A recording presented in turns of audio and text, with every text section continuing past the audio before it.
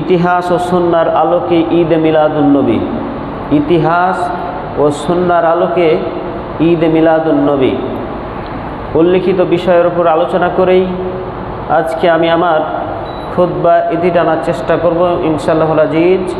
ওমা তৌফিক ইল্লা বিল্লাহ আলাইহি তাওয়াক্কালতু ইলাইহি করিম। সম্মানিত উপস্থিতি,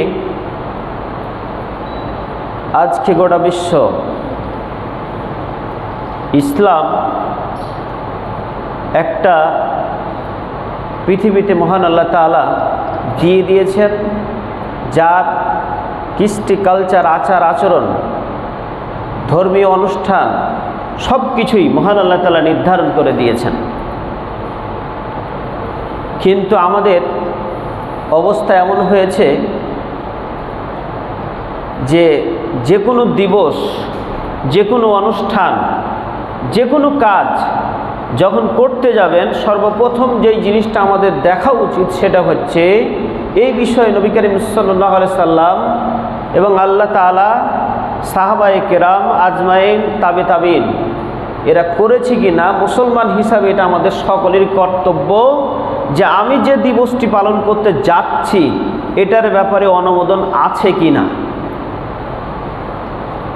ইসলামে কোনো জিনিস অপূর্ণাঙ্গ নেই, অথচ সকল ঈদের সেরা ঈদ ঈদে মিলাদুন্নবী, এই কথাগুলো আমাদেরকে এখন শুনতে হয় বা আমরা শুনতে পাচ্ছি। অথচ আমরা জানি যে আল্লাহ তাআলা মুসলমানদের জন্য দুইটা ঈদ একবারে নির্ধারণ করে দিয়েছেন, তৃতীয় আরেকটা ঈদ হতে পারে না। কিন্তু দুঃখের বিষয়, আমাদের মতোই আরেকজন মানুষ, আমাদের মতোই দেখতে, তারা একেবারে এই দিবসগুলোকে নিয়ে মেতে রয়েছে। তাহলে তার আগে আমরা জানার চেষ্টা করব ঈদে মিলাদুন্নবী।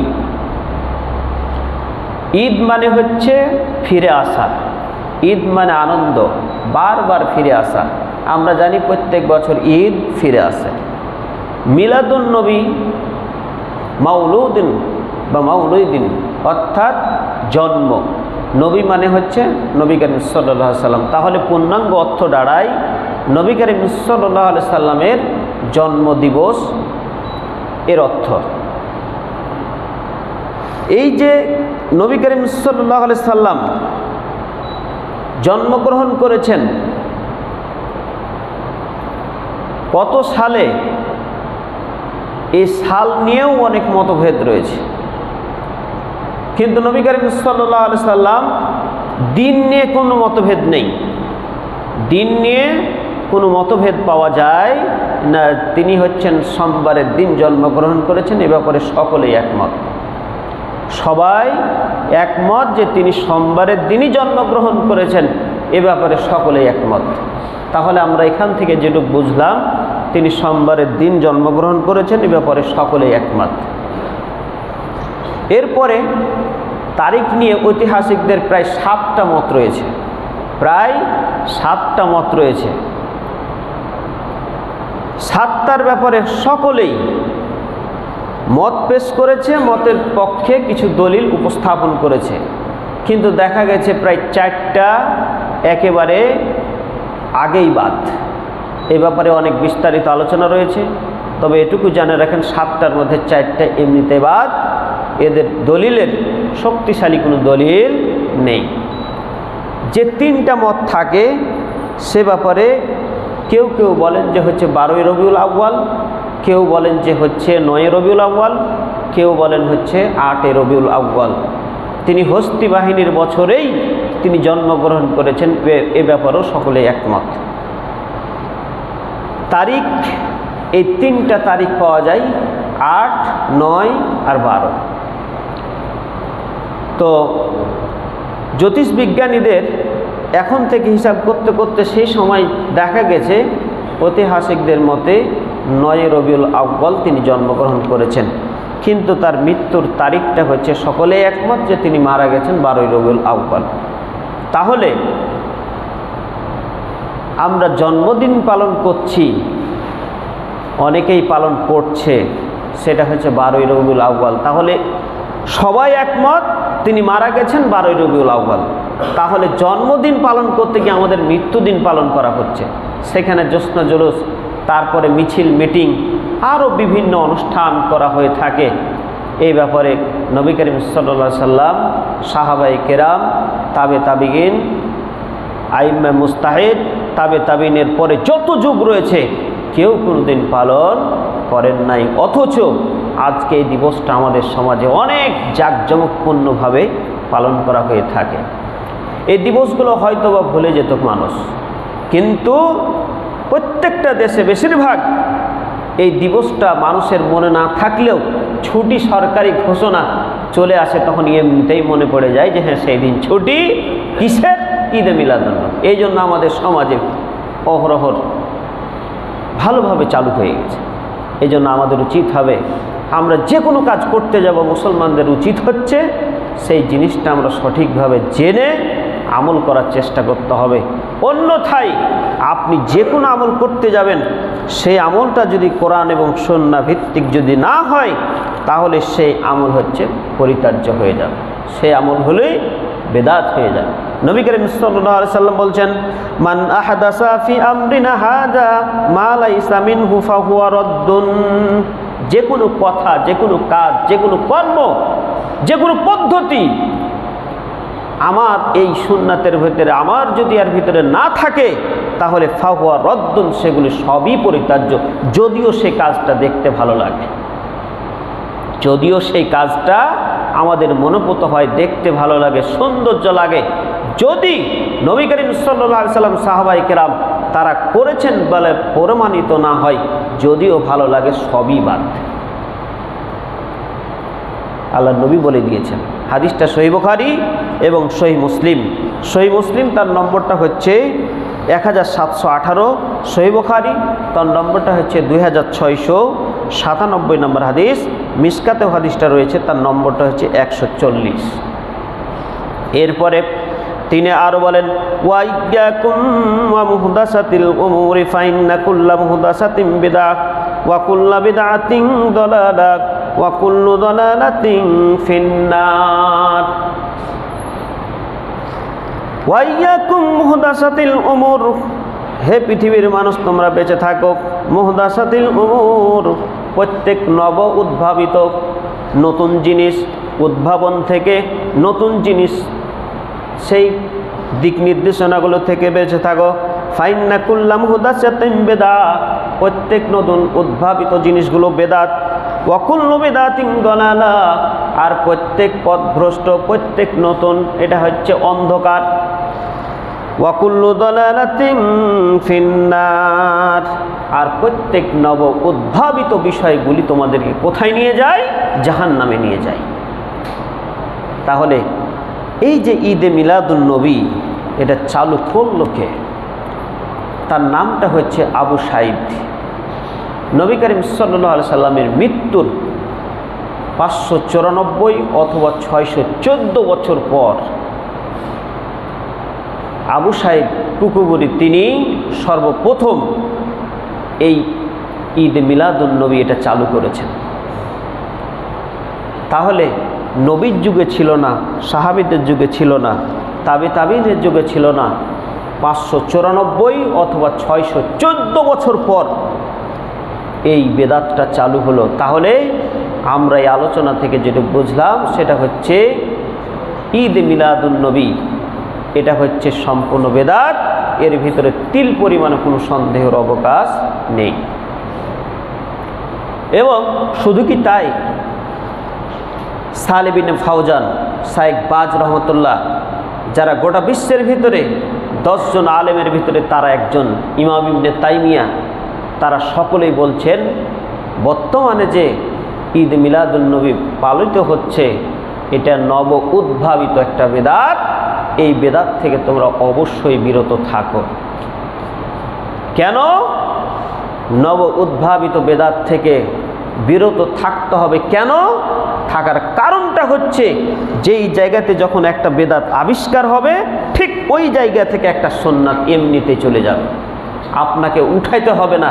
যখন একটা বেদাত আসবে, ওই জায়গাতে সুন্নাতটা হচ্ছে হারায় যাবে।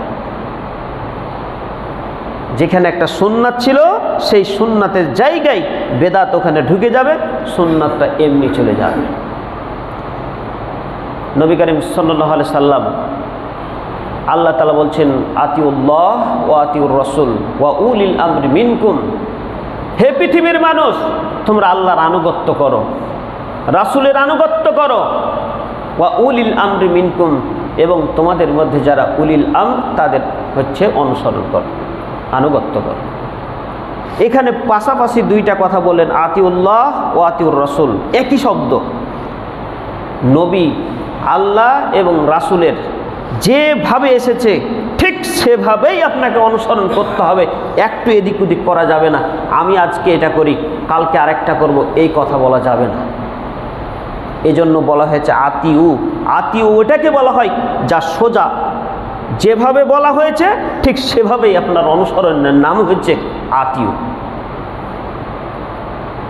আমি আপনি সেখানে যোজন বিয়োজন করার অধিকার আল্লাহ তাআলা আমাকে আপনাকে দেন নাই। এই জন্য বলা হয়েছে আতিউল্লাহ ও আতিউর রাসূল, একেবারে পুঙ্খানুপুঙ্খভাবে ঠিক যেভাবে রয়েছে সেভাবেই আপনাকে পালন করতে হবে, এদিক সেদিক করা যাবে না। আমার মনে চাচ্ছে না, করছি না, এটা না, করলে ঠিক সেভাবেই করতে হবে। কেন করবেন, কেন সুন্নাতের অনুসরণ করবেন, সে কথাটাই বলে দেওয়া হয়েছে যে যার কোনো পাপ নেই, যে কোনো দিন মিথ্যা কথা কোনো বলে নাই, যার দোষে কোনো দোষে সে দূষিত না, একেবারে শুরু থেকে শেষ পর্যন্ত তিনি যা বলে গেছেন সব সত্য কথা বলে গেছেন, কোনো দোষ ত্রুটি কোনো জিনিস তাকে আক্রমণ করতে পারে নাই। আল্লাহ সব দোষ থেকে আল্লাহ নবী করিম সাল্লাল্লাহু আলাইহি সাল্লামকে মুক্ত রেখেছেন। এই জন্যই আমাদেরকে নবীর অনুসরণ করতে হবে, এদিক সেদিক করা যাবে না। এই জন্যই আল্লাহ তাআলা বলছেন কুল আতিউল্লাহ ও আতিউর রাসূল, তোমরা আল্লাহ এবং আল্লাহর রাসূলের আনুগত্য করো। এই জন্য আতিউ শব্দ ব্যবহার করা হয়েছে। এরপরে তৃতীয় নম্বর যে কথাটি বলছেন ওয়া উলিল আমরি মিনকুম, এখানে আলাদা করে দিলেন। কেন করে দিলেন? কারণ হচ্ছে তোমাদের সামনে এমন কিছু নেতা আবিষ্কার হবে, এমন কিছু নেতা তোমাদের সামনে আসবে যারা কোরআন হাদিসের ধার ধারবে না, এটা আমরা দেখতেই পাচ্ছি। এমন কিছু দলের উদ্ভব তোমরা দেখবা যারা শরিয়া আইনে বিশ্বাসী না, তারা শরিয়া আইনে বিশ্বাসী নয়, তারা শরিয়া আইনে অনুযায়ী দেশ পরিচালনা করতে রাজি নয়, এগুলো আমরা দেখতেই পাচ্ছি। এই জন্য আল্লাহ বলছেন ওয়া উলিল আমরি মিনকুম, তোমাদের মধ্যে যারা উলিল আমর তারা যদি কোরআন এবং সুন্নাহ ভিত্তিক দেশ পরিচালনা করে, তোমাকে কথা বলে, কোরআন সুন্নাহ ভিত্তিক কথা বলে, তাহলে তার অনুসরণ করো, না হলে তোমাকে অনুসরণ করতে হবে না। এটা আল্লাহ তাআলা বলে দিয়েছেন আমাদেরকে। আজকে গোটা বিশ্বের দিকে তাকিয়ে দেখেন, কোরআন এবং সুন্নাহ ভিত্তিক দেশ পরিচালনা বিশেষ করে বাংলাদেশে দেখতেই পাওয়া যায় না। সব রাজনীতি নিয়ে মেতে রয়েছে, পলিটিক্স। ওই যে ইহুদি খ্রিস্টানরা যেভাবে আমাদেরকে দিয়ে দিয়েছেন, আজকে ভাইয়ে ভাইয়ে মারামারি, বন্ধুতে বন্ধুতে মারামারি, পিতাতে ছেলেতে মারামারি, এইগুলো অহরহর আমরা দেখতে পাচ্ছি। গণতন্ত্রের নামই হচ্ছে এটা, ক্ষমতা যার হুকুম চলবে তার, এটাই করে চলছে। তো যেটি বলছিলাম যে এইটার উদ্ভাবক আবু সাঈদ কুকুবুরি, তার নাম, তার ইতিহাসটা দেখলাম। তিনি অত্যন্ত, তার মুখের ভাষা কর্কশ এবং হচ্ছে তিনি একজন খুব বদমেজাজি খারাপ লোক, মুখের ভাষা খুবই খারাপ। আজকেও পৃথিবীতে তাকিয়ে দেখেন, যারা বেদাতের সাথে জড়িত তাদের মুখের ভাষা হবে খারাপ, এটা নবী করিম সাল্লাল্লাহু আলাইহি ওয়াসাল্লাম বলে দিয়েছেন, এটা বৈশিষ্ট্য তাদের। কোরআন সুন্নাহ ভিত্তিক যখন পারবে না, তার মুখের ভাষা দিয়ে তাকে পরাভূত করার চেষ্টা করবে, কারণ সে বেদাতটাকে চালু করতে চায়। একটা জিনিস মনে রাখবেন, বেদাত থেকে বিরত থাকার কেন কথা বলে, কারণ হচ্ছে বেদাতের মাধ্যমেই আপনাকে জাহান্নামে আল্লাহ তাআলা দাখিল করবেন। আরও বলা হয়েছে যে তোমরা বেদাত থেকে দূরে থাকো, কাল কিয়ামতের মাঠে হাউজে কাউসারের পানি পান করতে পারবে না। সবাই হাউজে কাউসারের নিকটে আসবে, যেই পানির ব্যাপারে বলা হয়েছে কেউ যদি একবার পানিটা খায় আর জীবনে তাকে আর দ্বিতীয়বার পানি পান করতে হবে না। সুবহানাল্লাহ। এই পানি থেকে আপনি বঞ্চিত হবেন, ধারের কাছে আসবেন, হাউজে কাউসারের কাছে আসবেন, কিন্তু আপনাকে আল্লাহ তাআলা বলবেন যে তাদেরকে দূর করে দাও, সোহকান সোহকান, দূর হও দূর হও। নবী বলবেন যে এরা তো আমার উম্মত, কেন আল্লাহ তুমি এদেরকে দূর হতে বলছেন?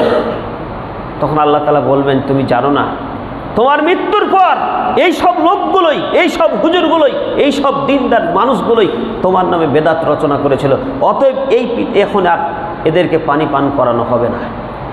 আপনি আছেন কোথায়? সেই দিন বুঝতে পারবেন যে বেদাত থেকে আমরা কেন দূরে যাইনি, বেদাতকে কেন আমরা লালন করেছিলাম, কেন আমরা এটা করেছিলাম। সেই দিন বোঝা যাবে যে বেদাত থেকে কেন আমরা বিরত থাকি নাই। আরও মজার ব্যাপার হলো 4 মাযহাব, 4টা মাযহাব সবাই এক বাক্যে বলেছেন এখন যে ঈদে মিলাদুন্নবী যেটা পালিত হচ্ছে, এটা হচ্ছে, সবাই বলেছেন যে এই ঈদে মিলাদুন্নবী এটা হচ্ছে বেদাত। আমার কথা না, 4 মাযহাবের যে বইগুলো রয়েছে সেখানে আপনারা যদি দেখেন ইনশাল্লাহ সে কথাটি পেয়ে যাবেন। আর বেদাত হবে না কেন? তাদের মৃত্যুর অনেক অনেক পরে হচ্ছে এগুলো আবিষ্কার হয়েছে। সেই সময় প্রায় 3 লক্ষ দিনার খরচ করে এই নব উদ্ভাবিত অর্থাৎ মিলাদুন্নবী পালন করতে বাধ্য করেছিলেন সেই শাসক। আরও অনেক ইতিহাস রয়েছে, আমি আর অত কথা বলছি না। অতএব আমাদেরকে এই আলোচনা থেকে আমাদের এটাই শিক্ষা নিতে হবে, আমরা কি করব? সুন্দরভাবে কি করব আমরা? তাহলে আমাদের করণীয় কি? নবী করিম সাল্লাল্লাহু আলাইহি সাল্লাম সেই পদ্ধতিটা বলে দিচ্ছেন। আল্লাহর নবী তার জন্মদিবস তিনি পালন করেছেন রোজার মাধ্যমে। আর আমরা কি করি? অনেক মানুষ তারা বাৎসরিক একটা দিনকে বেছে নিয়েছে। সহজ কথা একটা জিনিস মনে রাখবেন, দিনের ক্ষতি, ইসলামের ক্ষতি তখনই সম্ভব যখন ওই দিবস একটা দিনে নির্ধারণ হয়ে যাবে। ইসলামের ক্ষতি, দিনের ক্ষতি তখনই সম্ভব যখন ওই একটা দিনকে মানুষ বেছে নেবে, তখনই বুঝতে হবে যে এইটা হচ্ছে ইসলামের ক্ষতি করছে। কিভাবে? এই যে শবে বরাত, শবে বরাত যখন আসে মসজিদে মুসাল্লির অভাব নাই, সেই দিন ওই একটা দিন, তারপরে আর নাই। শবে বরাতের যে নামাজ পড়লেন 100 রাকাত,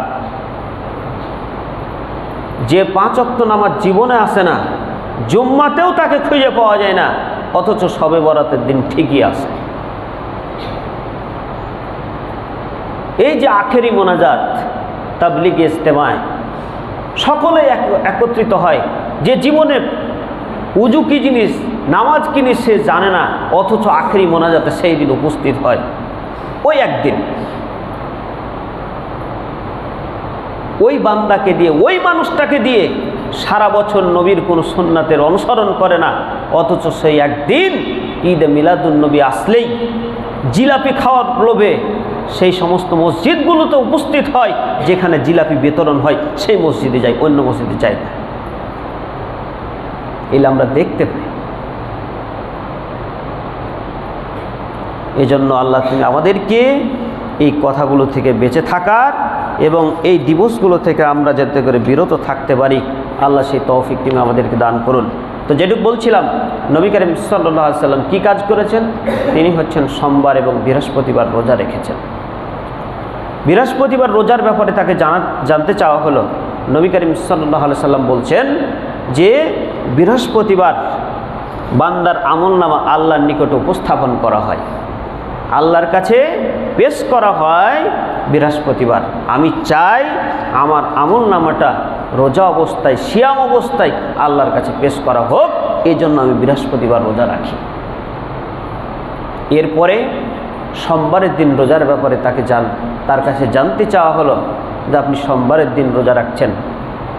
নবী করিম সাল্লাল্লাহু আলাইহি সাল্লাম বলছেন, আমি সোমবারের দিন জন্মগ্রহণ করেছি, সোমবারের দিনেই আমার মৃত্যু হয়েছে। ঐতিহাসিক থেকে আরও কিছু বর্ণনা পাওয়া যায়, সেই দিনই মহান আল্লাহ তাআলা তাকে ওহী নাজিল করেছেন সর্বপ্রথম,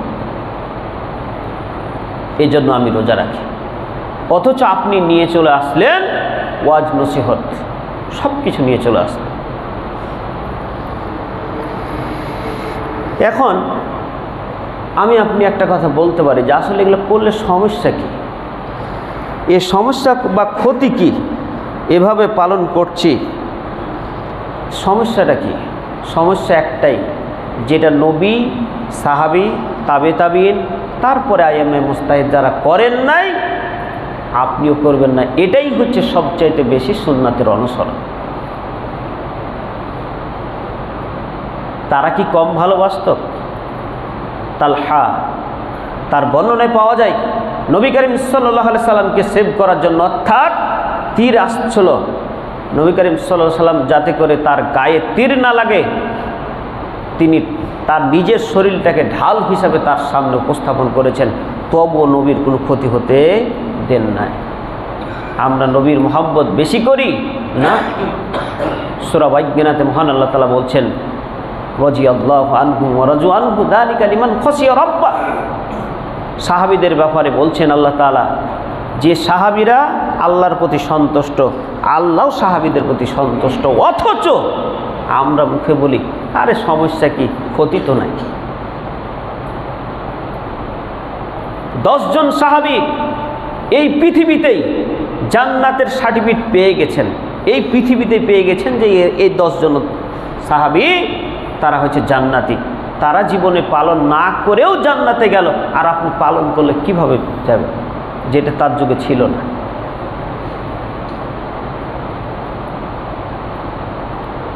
একটু আগে যে কথাটা বললাম, আতিউল্লাহ ওয়া আতিউর রাসূল, পুরোপুরি আমাদেরকে অনুসরণ করতে হবে।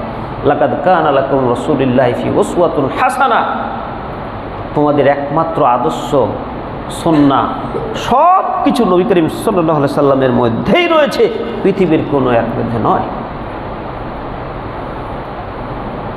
নবীরই অনুসরণ করতে হবে, কারণ মহান আল্লাহ তাআলা তাকে এমনভাবে তৈরি করেছেন, এমনভাবে গঠন করেছেন, যার ভিতরে কোনো দোষ আল্লাহ তাআলা রাখেন। যত ভালো গুণ রয়েছে মহান আল্লাহ তাআলা তাকে ঢেলে দিয়েছেন, সুবহানাল্লাহ।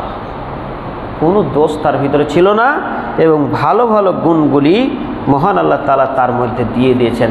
অতএব যদি আমরা তার পূর্ণাঙ্গ অনুসরণ করতে চাই, জান্নাত যেতে চাই, তাহলে অবশ্যই আমাদেরকে এই কাজটি করতে হবে।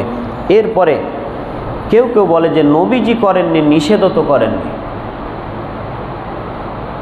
মা আতাকুমুর রাসূলু ফাখুযুহু ওয়া মা নাহাকুম আনহু ফান্তাহুন, এটাই হচ্ছে দলিল।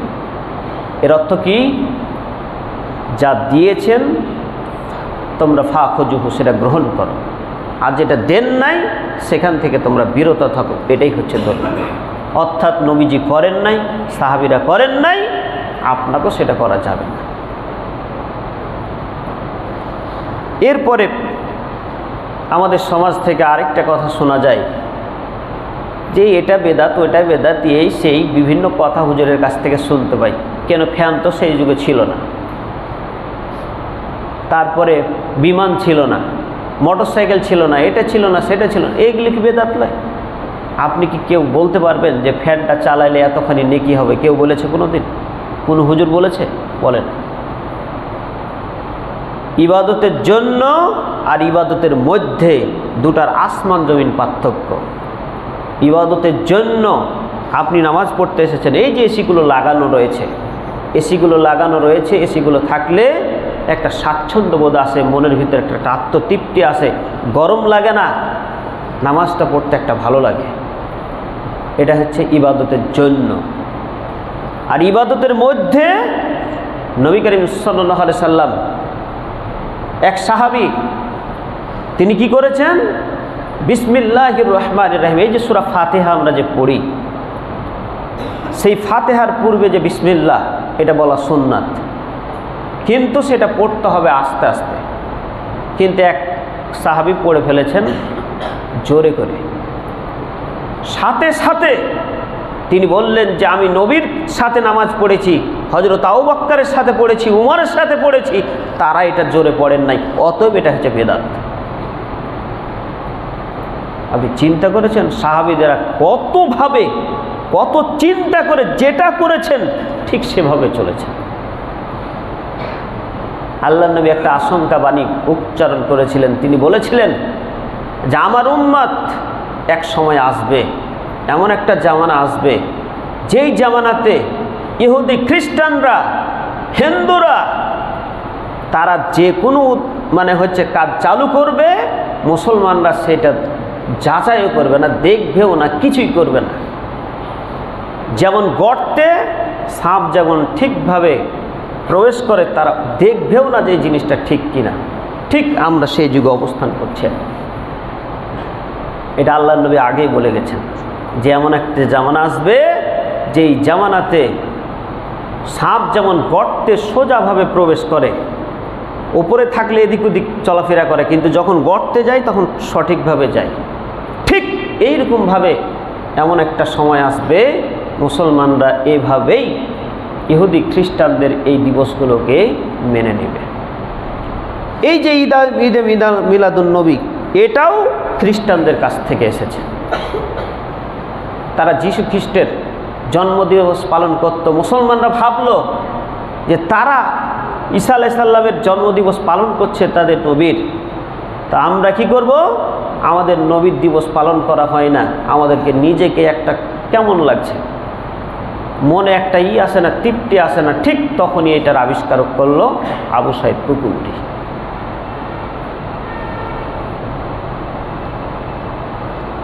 অতএব আল্লাহ তাআলা আমাদেরকে উক্ত কথাগুলি থেকে বেঁচে থাকার তৌফিক দান করুন। আমরা সবাই বলি আল্লাহুম্মা আমিন। ওয়ালা তাকফু মা লাইসা লাকা বিহি ইলম। যে কোনো বিষয় কারো কাছে জিজ্ঞাসা করতে যাবেন, তখন সে বিষয়টা সম্পর্কে ওই জানে কি না এটা আপনার আগে জানা দরকার। এমন কিছু বিষয়, এমন কিছু জিনিস যা আপনি টোটালি জানেন না, অথচ আপনাকে জিজ্ঞাসা করলে একেবারে ফেলফেল করে বলে ফেলেন। তিনি একবার চিন্তাও করলেন না যে আমি এটা বলতে যাচ্ছি, আমার কি হবে। অতএব যে কোনো বিষয় যখন আমরা জানতে যাব, তখন সর্বপ্রথম যে জিনিসটা আমাদের জানা দরকার সেটা হচ্ছে ওই বিষয়টা ওই ব্যক্তিটা জানে কিনা, ওই হুজুর জানে কিনা।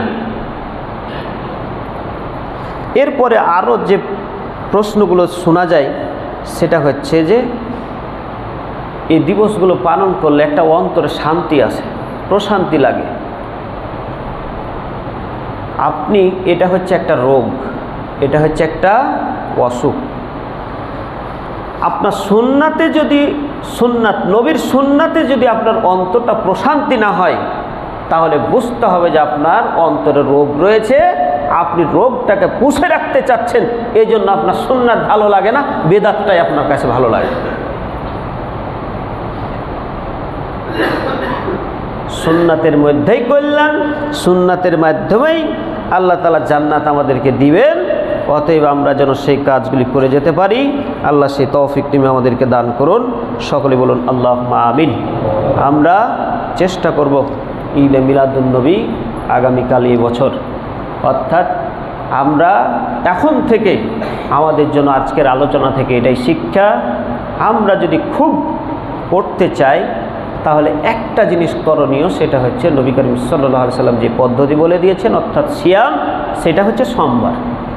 তাহলে তো 12ই রবিউল আউয়াল আগামীকাল শনিবার পড়ছে, কিভাবে মিলল না। কিন্তু প্রত্যেক সোমবার যদি আপনি রোজা রাখেন, অসংখ্য সওয়াব মহান আল্লাহ তাআলা দান করবেন। এজন্য আমাদের উচিত হবে আমরা যেন সুন্নাতের অনুসরণ করতে পারি। সুন্নাতের অনুসরণ করলে মহান আল্লাহ তাআলা আমাদেরকে জান্নাত দিবেন। এই জান্নাত থেকে আমরা যদি জান্নাত পেতে পারি, তাহলে আমাদের সব ইহকালীন পরকালীন সব দুঃখ আমাদের ঘুচে যাবে। পৃথিবী অনেক কষ্টের, অনেক দুঃখের, অনেক হচ্ছে বেদনার, অনেক হচ্ছে নতুন উদ্ভাবিত বিষয় এই পৃথিবীতে জন্মলাভ করবে। তার মধ্যে থেকে সঠিক জিনিসটা আপনাকে খুঁজে বের করে সে অনুযায়ী আমল করতে হবে। সেটা কেমন, একটা উদাহরণ দিলে বুঝতে পারবেন। বাইম মাছ আমরা তো সবাই জানি, বাইম মাছ থাকে কোথায় বলেন তো? কাদায় না? কাদায় থাকে। তো যখন আপনি তাকে ধরতে যাবেন, ধরে যখন উঠাবেন, তখন তার গায়ে কিন্তু কোনো কাদা থাকে না, একেবারে চিকনভাবে সুন্দরভাবে উঠে চলে আসে। এই পৃথিবীটি হচ্ছে জঞ্জাল, জঞ্জালপূর্ণ পৃথিবী, বেদাতে ভরপুর, সব কিছুই ইসলামের বাইরে অনেক কাজ দেখতে পাবেন। তার ভিতর থেকে আপনাকে জান্নাত পিপাসু যদি আপনি ব্যক্তি হন, তাহলে তার মধ্যে থেকে সঠিক জিনিসটা আপনাকে খুঁজে বের করে সে অনুযায়ী আমল করতে হবে। আল্লাহ যেন আমাদেরকে এই উদাহরণ থেকে শিক্ষা নিয়ে সঠিক জিনিসগুলো যেন আমল করতে পারি, আল্লাহ সেই তৌফিক তিনি আমাদেরকে দান করুন। সকলে বলুন আল্লাহুম্মা আমিন।